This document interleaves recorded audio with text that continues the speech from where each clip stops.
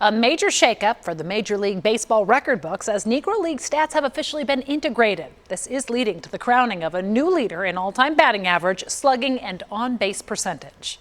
It is absolutely a watershed moment for both black baseball and Negro Leagues history. Understandably, the Negro League Baseball Museum is celebrating today. Records from 1920 to 1948 are now adding more than 2,300 players into the records, including some big names like Willie Mays, Satchel Paige, and Jackie Robinson.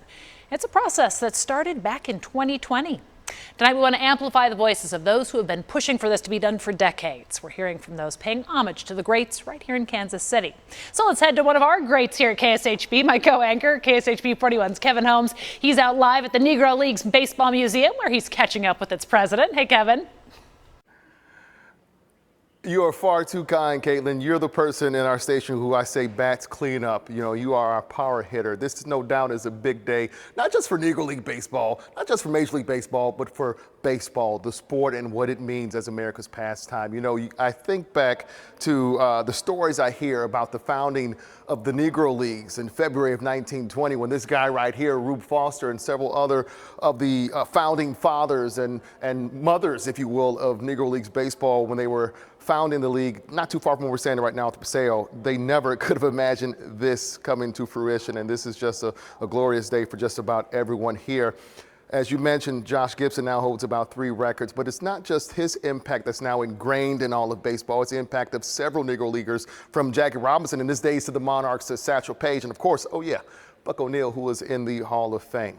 KSHB 41 reporter Rachel Henderson spent the day here at the Negro Leagues Baseball Museum talking with fans about what this means.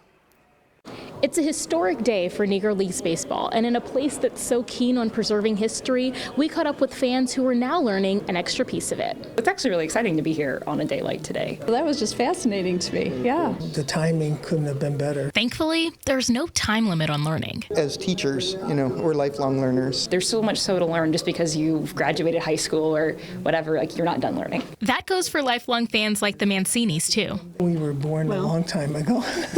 But they're still learning new things decades later. You get like a little kid again. That's an age Elijah Williams is a little bit closer to. Being in this space reminds him of the history he wishes he grew up knowing. If I was younger, a young African-American kid playing baseball again, I feel like that's people to look up to, you know, that didn't really get the shine and, you know, all the spotlight that, you know, young kids actually get today. Young kids like Casey Lewis's students. Well, there's so much that I talk about with my students about this is a really cool thing, like you should pay attention, you should care about it, it's exciting. Especially for other educators. Learning names that we don't know. Yes. You know, the records that were made that we have never heard about, so that's exciting too. For these fans, it's past time to learn this history. Change is slow. It's taken this long for this to be something that's really recognized and appreciated. So many stories, I can't believe it, you know, and you just have to open your eyes. I wish our history would tell all those stories to us. So on a day like today, they're paying attention. Rachel Henderson, KSHB 41 News.